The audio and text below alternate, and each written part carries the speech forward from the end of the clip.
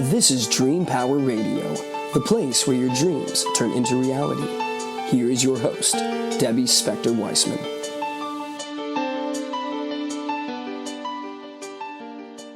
Hello, and welcome to Dream Power Radio on the amazing Women and Men of Power Network, the world's leading positive programming network powered by Raven International. I'm your host, Debbie Spector-Weissman, the Dream Coach. This is a show where we talk about dreams, both daytime and nighttime dreams, and how you can use them to make the internal shift to a life you love and rediscover the truth of who you really are. Okay, everybody, grab your pens and pencils, papers and notebooks. On today's episode, we're all going to school. Dream school, that is. This will be our time to remind ourselves that dreams are a wonderful source of information that are useful in our daily lives for personal growth and transformation. Our instructor today is dream analyst Patricia Eltinge, who has spent decades providing guidance through her unique gift of dream interpretation. And she's the author of the book, The Dream Class, Know Your Dreams, Know Yourself. Welcome to Dream Power Radio, Patricia. How are you? Great to be here with you. I am fine. I'm so excited to be talking about dreams with you. And my first question actually is just, what got you interested in paying attention to your dreams?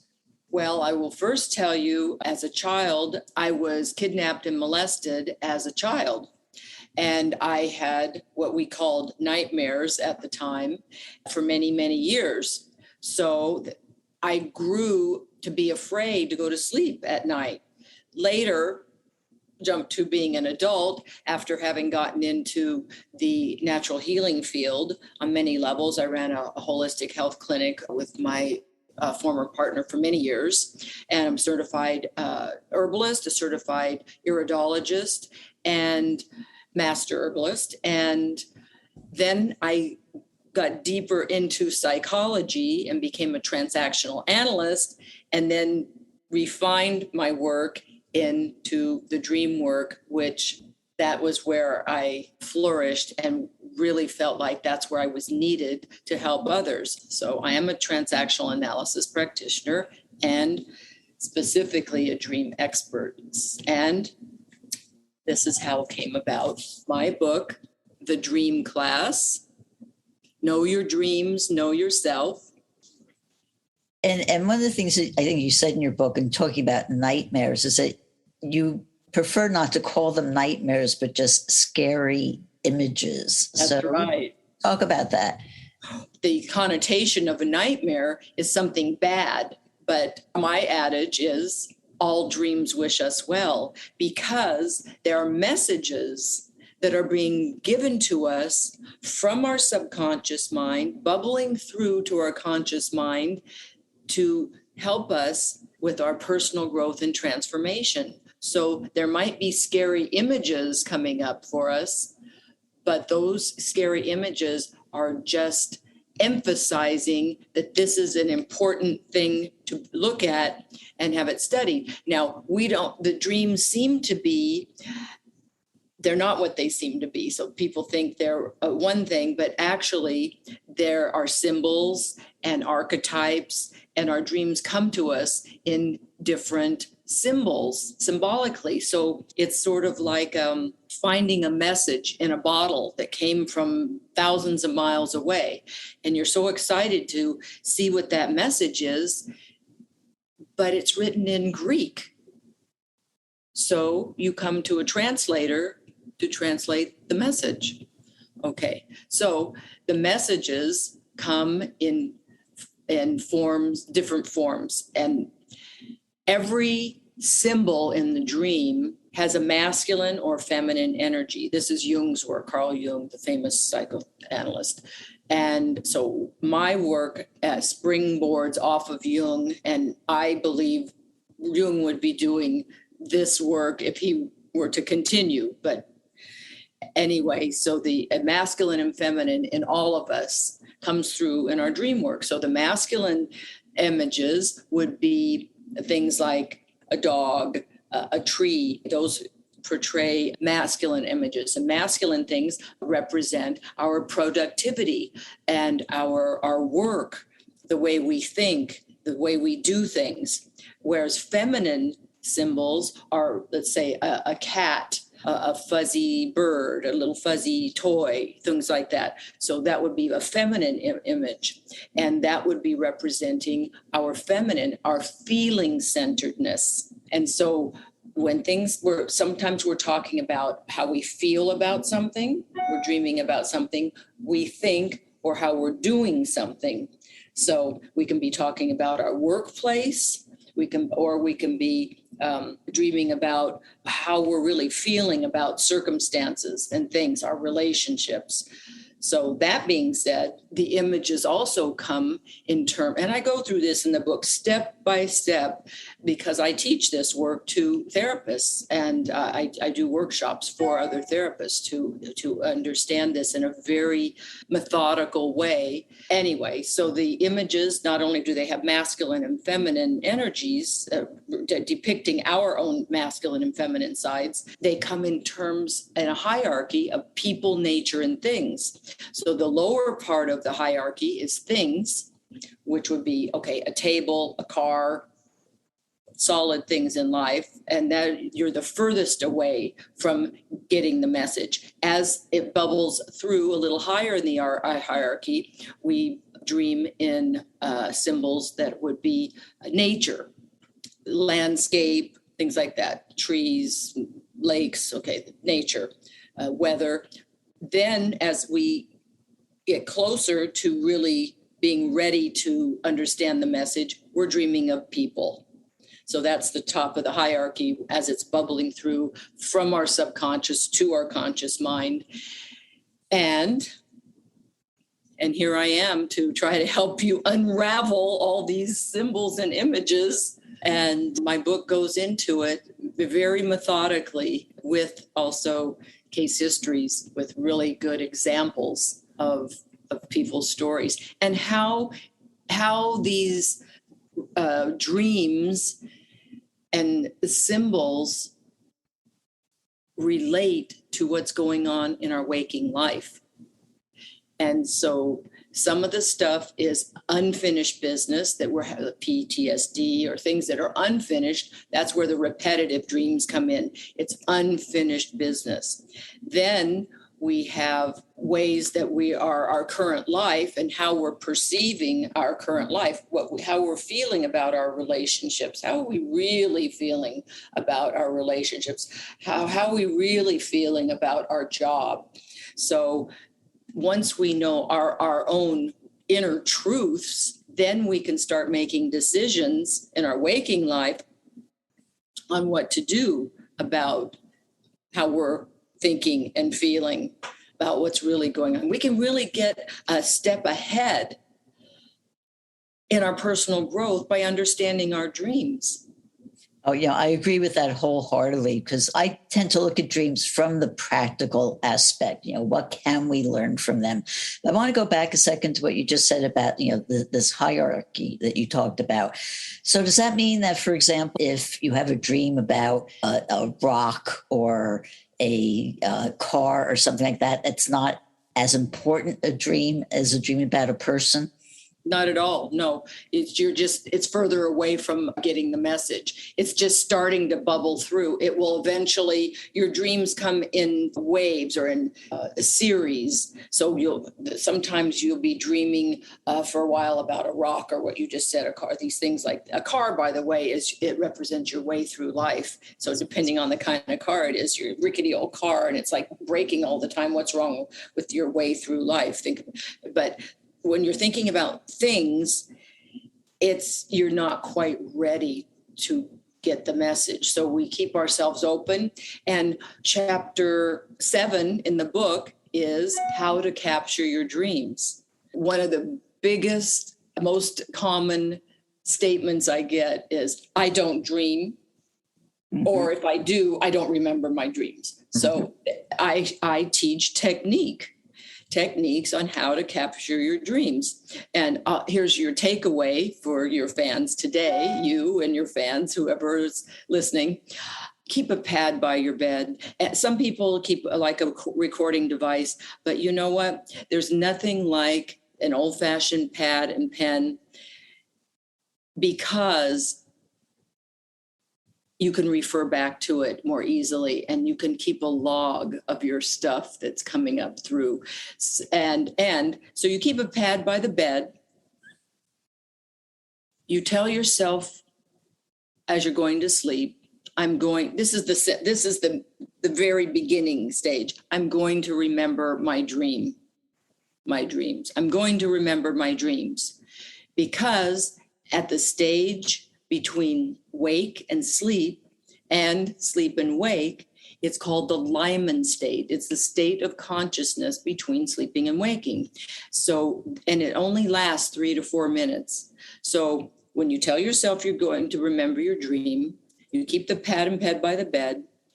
Upon waking, you don't open your eyes. You are in the Lyman state. You catch yourself waking up. You wake up in the morning, first thing you want to do is open your eyes. If you don't open your eyes, the second you open your eyes, you're out of the Lyman state. If you keep your eyes closed, you can remain in the Lyman state for 3 to 4 minutes maximum. So that's when you can capture the dream. So you know where your pad is next to you. You scribble, oh, I saw a cat. Just put cat, mountain, tree. It's enough. It doesn't have to be the whole story. You then can, once you open your eyes and wake up, you can start saying, oh, yeah, I was in the mountains and a cat crossed my path and and there's a little story there. But if you get the key symbols that you saw upon waking while you were in that Lyman state, this is how you develop your dream reading technique. So that being said, you don't have to do anything at first, but capturing your dreams is the initial part of it, so you can then go to another stage and learn from the book or a dream reader like me. And you then can learn how to decipher the symbols and then relate to what aspect of my life, what part of my femininity is, up in, why am I vacillating between my head and my heart, with it in the mountains and a cat, So there are ways that then we can help you translate these images. But dreaming and learning to capture your dreams is it's like learning an instrument. When you learn an instrument, you have to practice. So I tell people, I have people who have been working with me for years, and years before when they said they never dreamt, and now they're all, these flourishing dreams with what they have become. What I do is help people get in touch with their own sixth sense. So when you become really in touch with your dream life, you are really honing your own sixth sense, being in touch with it. And that's what the techniques bring you to. So it's like learning how to play the guitar, learning how to play tennis, learning how to golf. You don't just go there and think you can do it. No, absolutely. It's, I always also equate it to like exercising and getting your muscles in shape. Practice. You have to repeat it to get it. So we keep this pad by the bed forever, as far as I'm concerned, forever. I have volumes of. So when you're looking at dreams, do you just look at one dream at a time, or do you look at several to find a pattern first? I find they come in patterns, and again, a lot of times in threes. Really, you'll have a person will have 3 dreams. Once they get better at remembering them, they because it's starting to bubble through at the lower levels first with symbols that seem more abstract. And then the second dream, but the running theme will be the same. So the theme can be, let's say one of my clients has a business he's involved with partners. And he might be dreaming, but he's also a boater. So a lot of things in his dream are boats and things like that. He relates to that. So this is why the old dream dictionaries really don't work, because dreams are individual, and we have individual things we relate to. So this fellow relates to boats. So even though it's about his business his boat is going down a highway. Well, that's very abstract, but then the next dream would be, then by the third dream, the people are in the dream, but they're really aspects of himself, because everything in your dreams is an aspect of yourself. So he is in a situation at one time where a lot of decisions, it was a very big company, and a lot of decisions had to be made. So the partners are some of them want this way to go, and some of them sounds like our government want this way to go, some want this way to go. And when he comes to the meeting, he's got all this clarity of what he really has come to clarity through this dream work. And they said to him on both sides, they said, "What are you, some kind of like psychic all of a sudden?"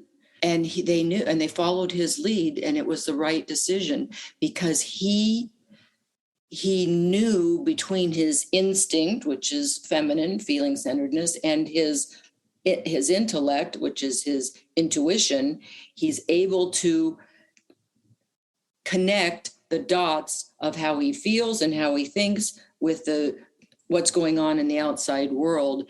And it really is honing your sixth sense. And his partners say, "I don't know what's going on." They say this to him all the time. You've really like come up with some things that we would never have thought of. And he's been developing in the last almost 5 years now, his trusting his own subconscious mind coming through. And that is such a wonderful example of the power of dreams.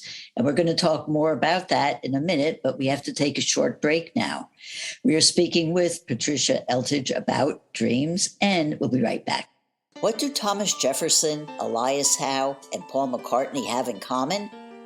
They all understood the value of dreams, and as a result, the ideas, inventions, and creations from their dreams affect us to this day. What great ideas are you leaving on your pillow at night? Sign up for a complimentary consultation at my website, thedreamcoach.net, and discover why your dreams are a terrible thing to waste. Welcome back to Dream Power Radio with your host, Debbie Spector-Weissman. Yes, welcome back to Dream Power Radio. I'm your host, Debbie Spector-Weissman, and we're speaking all about dreams with dream expert and author Patricia Eltinge. Patricia, I'm just wondering, not every dream that everyone has every night is going to have a deep meaning or have great insights, but have you ever had what I would like to call a great dream that you keep coming back to that stays with you? Yes, absolutely. And those are the most impacting. But sometimes people really overlook something that seems insignificant. Sometimes it's just one symbol.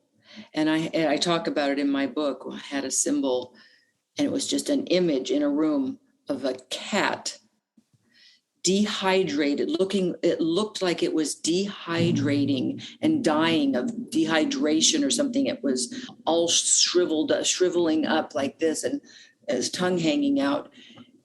And that's all the dream was. It seems like a nothing dream. There was no scenario. Didn't seem like a big deal, except it was a very dramatic image. Well, it was a time in my life many years ago, 30 something years ago, where I was really overdoing it, overcommitting. And that told me my feminine was being neglected. My feminine side, I was not taking care of my body. The body is feminine, the mind is masculine. So I was doing everything to succeed, be successful, be business, do. And it was a very sharp image and an awakening, but it was just one little image in the dream. So I don't want people to ever overlook a single symbol. Now, back to your question about things that keep coming back to you. The ones that have kept coming back to me, and my clients have these, I deal with a lot of people with PTSD issues and even children. And it's unresolved issues. The ones that keep coming back are for us to, in other words, okay, lady, you haven't looked at this. You've looked at it, but we haven't resolved the issue yet. So it's going to keep coming back until you get the message. So do you have one of those? Yes. Well, I tell you, I want to go back to what you said, though, about the one image, because listeners of this program know that the dream that changed my life was not an image, but it was just one word. And I knew enough to pay attention to it, and diving into it and figuring it out was a life-altering experience. So I didn't mean to discount and say, don't pay attention to anything, but is there some dream that you keep coming back to? Yes, I had. And that I had as a child, the witch was always chasing me with the big broom. So a big broom sticking out from a witch, and a witch, by the way, in their dreams, male figures represent the Jungian paradox, which male figures represent the feminine and female figures represent the masculine. So here's this witch with the broom, a phallic symbol, coming after me. Hello. For years, and I was always getting away, but barely getting away. And I was able to fly to get off the ground. Well, getting off the ground is going up into your head. So as a little girl, I was safer going into my head, which is the masculine. So as a child, I often operated out of my masculine.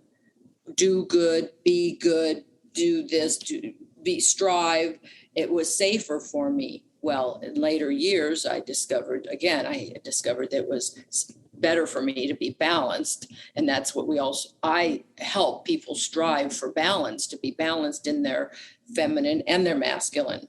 So that being said, that dream haunted me for years, getting away from the scary witch. So it took me into my early 20s to resolve my PTSD issues through a lot of work, through PTSD, EMDR, and ultimately guided me into the health field because I wanted to help other people. So there's we go. We really owe it to ourselves. The other way people often get away from the things they don't want to know and don't want to deal with, they can take drugs. So you can take your antidepressants and your tranquilizers and your booze and your pot and just not deal with any of it. But ultimately, it's going to find you. Your stuff is still there. I'm just wondering that in your practice, do you find recurring symbols or themes that show up in your various clients? They do. That's what I was saying. One client, he often has boats, because that's his passion. But culturally, people will dream in symbols that they relate to in their cultural upbringing. There was an Italian-American girl I worked with, and she had been dealing with her ailing mother for many years. Her mother hadn't been well for years, but a time was coming where she had a dream, and there was a on the hanger on the door was black underwear, black bra and panties. And she said to me, I don't own any black underwear. And I said, well, let's see, what is underwear? She's Italian background. Well, for her, black, her culturally, black is a color of mourning.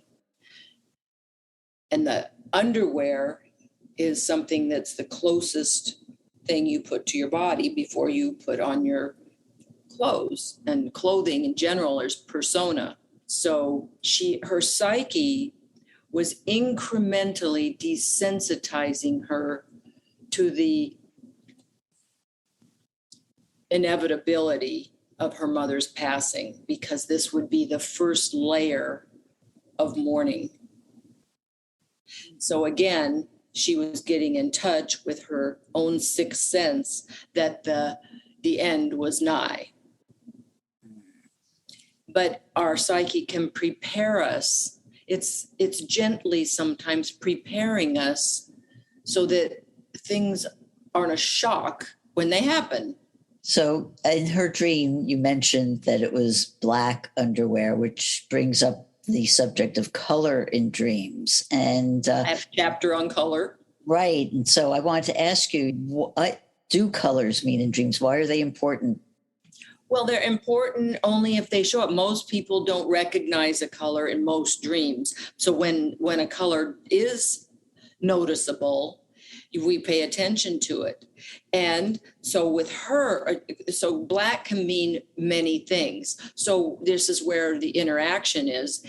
Dream reading is interactive. So this is why I knew that she was her cultural background. So somebody else from an Asian country, their morning color is white. So it wouldn't be the same. So culturally, those colors would mean different things. I go through the chakras because there are some archetypal colors. Yes. There's, the heart chakra, there's the crown chakra, there's these various colors associated with the different energy places of our body. But there are also, we also come from an American culture. You can't put blast.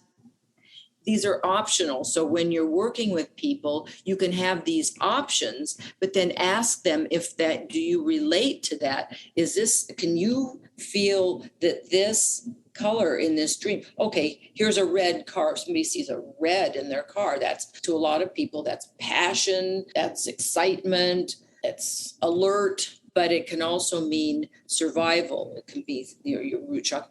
So it depends. So we interact. We say, how is it that this sensation that this color evokes is coming up for you in your waking life? Mm-hmm. Well, I tell you, I would love to get into this so in deeper level, but we are just about out of time. I have just time for one final question, which is, how can people find out more about you and your work? Well, the website is up. It's Mercury in retrograde, but it's back up now. It's thedreamclass.com. My book is, again, The Dream Class. Know your dreams, know yourself. And my name, Patricia Eltinge, and The Dream Class can be found on Amazon, and all 5-star reviews are welcome. Well, Patricia, thank you so much for being on Dream Power Radio today. And people can make appointments with me through the website. Find me there. Okay. Well, again, thank you so much for being on Dream Power Radio today. We've been speaking with dream expert and author Patricia Eltinge. I hope you've enjoyed today's program. If you have, please tell all your friends, follow me, and drop a positive review on your podcast site. Until next time, this is Debbie Spector-Weissman saying, sweet dreams, everybody. You've been listening to Dream Power Radio with your host, Debbie Spector-Weissman. For more information on Debbie or to sign up for her newsletter, go to dreampowerradio.com. This has been Dream Power Radio on the amazing Women and Men of Power Network, the world's leading positive programming network, powered by Raven International.